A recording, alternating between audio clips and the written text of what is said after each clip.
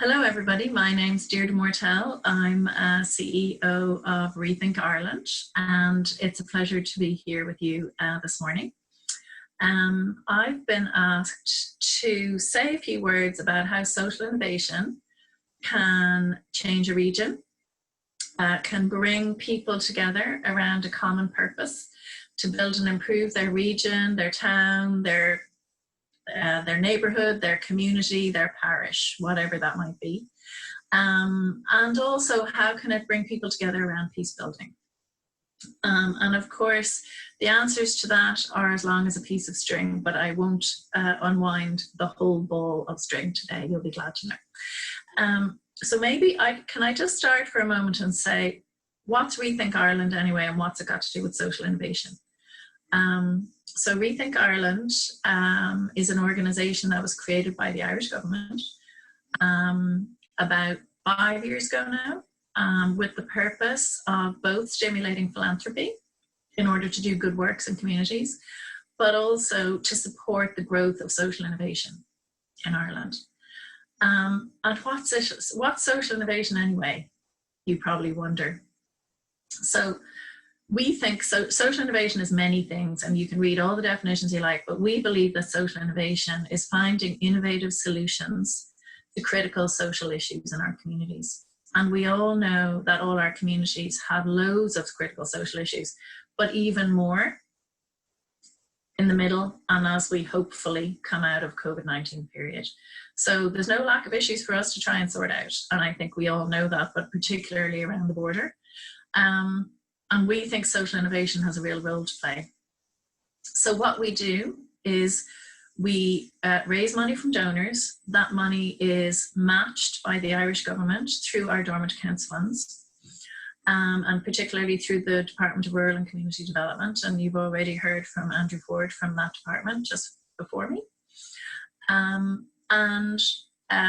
With that money, we open a fund targeting a particular social issue. So just to give you an example, just at the moment, we have a fund open for applications on our website called the Equality Fund. And we're interested in community-based initiatives, particularly community work initiatives that tackle equality issues in our communities. And that's open on our website for applications at the moment. During the summer, we had a very large fund open called the Innovate Together Fund. And that one called for applications to support innovations that had been developed during the COVID-19 period that we think actually need to become part of our new normal. So one of the things we found is during COVID-19, communities actually came up with brilliant solutions to things that actually were there before COVID-19, but we just hadn't done anything about them. And actually we need to keep those innovations, not lose them. So they need a bit of investment to lift them up, make sure we've got the right quality, that we've got the right energy and the right momentum, the right supports for them, and actually take them into the next stage of our communities. So Innovate Together would be another one that was supported by the department with 5 million. We raised another 600,000. And we've announced the first half of the awardees on our website. So that just gives you a flavour of what's social innovation, what's it got to do with communities. And the nature of social innovation is that it usually is developed by a group of people. So we're not really talking about social entrepreneurs here. We're not talking about one person who comes up with that light bulb moment. We're usually saying this is actually groups of people who come together because they have deep knowledge of the issue. So it could be a geographical community, it could be a parish, a community group, a residents association, a tenants association, whatever that might be. Or it could be another community, it could be the disabled community, it could be the LGBT community. So, you know, whatever type of community it is, it's usually about those people coming together to deal with an issue that very often they have deep knowledge of because they experience it themselves. And there's something different to what's been done before. And that's what makes it special. And one of the things we know is that lots of communities come together to develop issues and solve issues that touch themselves. But if we can come up with a solution in Clonus, I bet you we're never going to see it in Derry. In fact, I bet you £100, we're never going to see it in Derry, because we're very good at innovating here in Ireland, but we're not that great at spreading it around. We like to invent it all by ourselves and just keep it as our own little secret. And so what Rethink Ireland is trying to do is to say, how can we actually spread these things around, and what kind of supports are needed for that? So that's our special mission, and that's why the Irish government created us. So one of the things we really believe at the moment, post-COVID-19, is that there's a huge opportunity for innovations in the area of building sustainable rural communities. I bet that is not a new thought for you out there. And when I say sustainable, I mean sustainable rural communities, but also town communities. So we know that in lots of parts of Ireland, our rural communities have been dying. The young people have been leaving. The people who stay behind are older, or maybe isolated. Maybe they're farmers living in remote communities, or in professions where you're working alone. And so we're seeing all kinds of issues that many of us are familiar with. The sports teams can't get a full team together anymore. Maybe we've got people who are feeling lonely and isolated. We're seeing more mental health issues, all those things that can happen. They're not anybody's fault. It's just what's happening to our communities. And similarly, in lots of what used to be our market towns in Ireland, they're shrinking. It's harder to rent the space on the high street. The businesses are moving somewhere else, and the business owners are retiring, and there's nobody to take over the business. So I think one of the things that's happened in COVID-19 is that we've discovered that sometimes there are new opportunities for rural and town communities. And I wanted to talk a little bit about that in relation to social innovation, because I think it's really relevant to the border area in general. So maybe to take a couple of examples of what's possible, and let's make this real. Right now, you can see I'm not in an office, because hardly any of us are anymore. So right now I am in West Cork, in a place called Skibbereen. And Skibbereen was a thriving market town through the 19th century and well into the 20th century. And then, like many market towns, it's found it harder and harder to survive. The young people are leaving for the cities. The tourists are around in the summer, but they're not around for 9 months a year. How do local businesses survive? How do we have jobs for our young people? And how do we have living wages as well, where we do have jobs? And I think one of the things we've seen in COVID-19 is that people like me are now in West Cork. And you know what? It's September and I haven't gone back to where I come from. And I don't know when I will. So I think what we're seeing is that there are opportunities, not just to not lose some of our young people, but also to bring people in. And one of those, I think we're now seeing that remote working is becoming increasingly a possibility. I know some of the big companies in Dublin have told their workers, we're not going to see you till April 2021 at the earliest. So remote working, we've broken down that barrier to innovation, which was called employers trusting their employees to do proper work at home. So that barrier to innovation has dropped away with the pandemic. And remote working becomes possible. So if remote working is possible, that means people who already have jobs and possibly on good wages can work anywhere. But how does that actually work? So right now, I'm in a bedroom. But I probably wouldn't want to work in a bedroom for the next year. I'd really prefer not to have my home be my workplace. But if I could go to a hub where I could meet other people, have a cup of coffee with them on a break, do my shopping at lunchtime and maybe go home, that would be ideal. Now, as it happens, in Skibbereen, the local town to here, we have a thing called the Ludgate Hub. And many of you may have read about it. It's quite well known now, but it's really only about 5 years old. And the Ludgate Hub is a co-working space in the heart of Skibbereen, where you can, if you want to start a company, you can start with a hot desk. It costs €19 a week, €19 a day, and then there's weekly and monthly and annual rates. So I can just have one desk and I don't have to work at home. I can have a proper workplace. I can rent it by the day. So if I work in Dublin and I want to come down and work here for a week and have the weekends with my family, I can pay €19 a day. To me, that is great value. And I have a desk, I have good Wi-Fi, I have a kitchen that I can bring my lunch and a microwave. I can make myself a cup of coffee, and I can chat with the other people who are around who are all doing similar things. So if I'm an entrepreneur starting something, I can go into Ludgate Hub and have a professional place to work.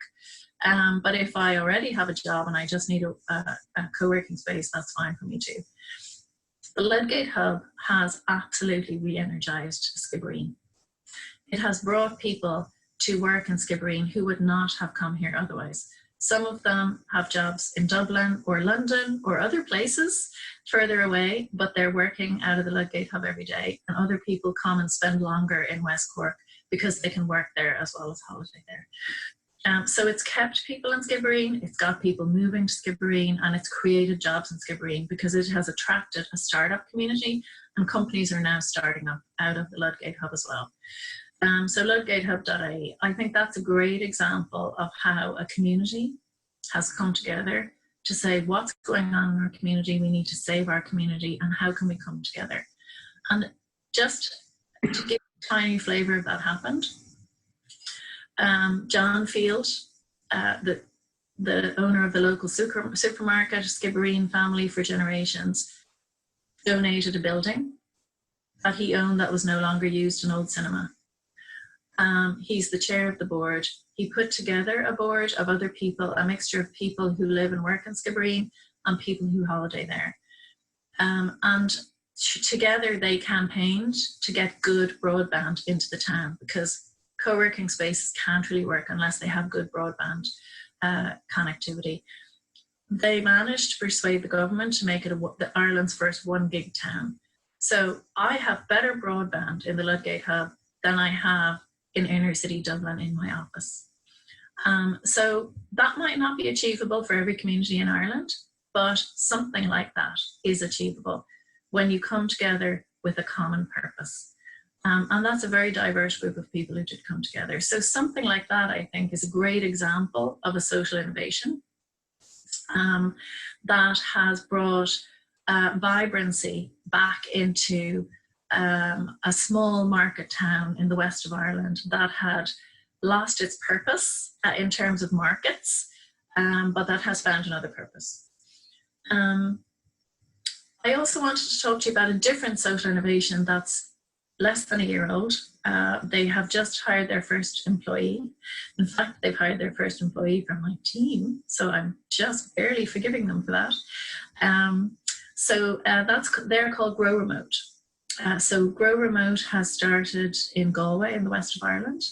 And basically Grow Remote is promoting remote working in communities all over Ireland. It's not located anywhere in particular. It doesn't even have an office right now. So what they're doing is they're making remote working attractive to both employers and to employees.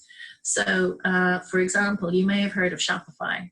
So Shopify employs hundreds of people in Ireland, and they don't have an office. Everybody works from home. So Shopify found it difficult to actually find employees because the normal ways of advertising jobs don't work. Advertising agencies don't really work with remote working. And similarly, employees didn't see themselves or weren't aware of the jobs that Shopify had. So Grow Remote is aiming to bring those two groups of people who can't find each other together. Employers who are interested in hiring remote employees, and employees who are interested in remote working but maybe can't see themselves in it. And one of the fantastic, as we all know, remote working has its pleasures, but it also has its challenges. And one of them is loneliness and a sense of remoteness. So one of the things Grow Remote does is actually bring workers together in a geographical community. So let's get all the workers in Wexford together. Let's get all the workers in Omagh together. So we're going to have a Wednesday night pint, or we're going to have a Thursday afternoon coffee, or whatever that is. So we can just get together and have a chat and have some kind of sense of community through work outside our home. We don't have to work for the same employer. But again, it's about saying, you know what, we can have jobs that pay a decent living wage and still work remotely and bring that money back into communities. So that's another example of an innovation where two women in Galway came together and said, we've got to do this. And they've just hired their first managing director, who's called John Eboy. And John used to be the head of our Social Enterprise Development Fund. So we're very sorry to leave him, but I think that's a fantastic innovation, actually. And they have to also be an awardee of ours. So if he has to leave, at least he's going to an awardee. Just a third innovation, maybe closer to home, that I think is fantastic is the Peace Link in Clones in County Monaghan. I'm sure many of you will be familiar with that. But again, an amazing sports centre. It looks like a sports centre from the outside, but it's a peace initiative on the inside. And it's really working together, the people of Clones and Monaghan together with the people of Erne East on the other side of the border, to say, how can we all come together around a common interest? And obviously sports teams and sports initiatives are a great way to do that. And one of the things I love about the Peace Link is that they have something for everybody in the community. So, you know, if I'm a 25-year-old man and I want to play soccer, that's great. But you know what? It's not for me, because I'm not a 25-year-old man and I don't want to play soccer. But you know what? If I'm 5, they've got something for me. And if I'm 85 and female, they've got something for me as well. And so they really are a community-based initiative that has something for everybody to do that's healthy, and it's around physical activity. But I don't have to be an elite athlete, and I don't have to be willing to get on an exercise bike or run around a track to do it. So that's, you know, maybe a much simpler initiative, but I think also really phenomenal. And we've been very proud to back the Peace Link at Rethink Ireland. And the last thing I just want to mention is maybe more generally, I think social, you know, listening to Andrew talking, Andrew Ford from Deirdre talking in the last, social enterprise really is an invisible beating heart of Irish communities. And I think it's something that doesn't get enough attention. I really believe social enterprise is like part of the fabric of Irish society, north and south. In the south, we have a new policy promoting social enterprise. You've had one in the north for quite a while. And I really think social enterprise is something I would really encourage people to think about as you're thinking about what are the problems we're trying to build, what are the challenges we're trying to tackle in our community. Because we can build innovations, but if they have some independent revenue streams, as social enterprises do, you know, you don't have to cover all the costs, but if it has some independent revenue streams, you're not going to be dependent on the government. It just gives you that independence and that ownership of your own future that I think, you know, can be lost very easily. So, you know, whether it is, you know, we're running services for vulnerable older people or for people with disabilities or whatever it is that's needed in your community. Very often there's a way that you can charge either for the services, or maybe you can sell t-shirts and mugs and face masks that people want to buy in association with it, or whatever it is. There's lots of different ways, but I think if there's a way that you can bring in some revenues, you will control your own future in a way that is quite hard to do if you're dependent on grants. And that's something that you can really be proud of in your community too. So I think social enterprise is really part of the border community's future, and something that I would really encourage you to engage with, as Andrew has talked about. So I think there is a lot of hope in our future post-COVID-19. Social innovation is growing. Governments are paying more attention. The EU is paying more attention. The EU is going to be putting a lot more money into social innovation over the next 7 years than it has in the last 7. So I'm delighted that you asked me to come and talk a little bit about that today. And I wish you the best with your deliberations. Thank you.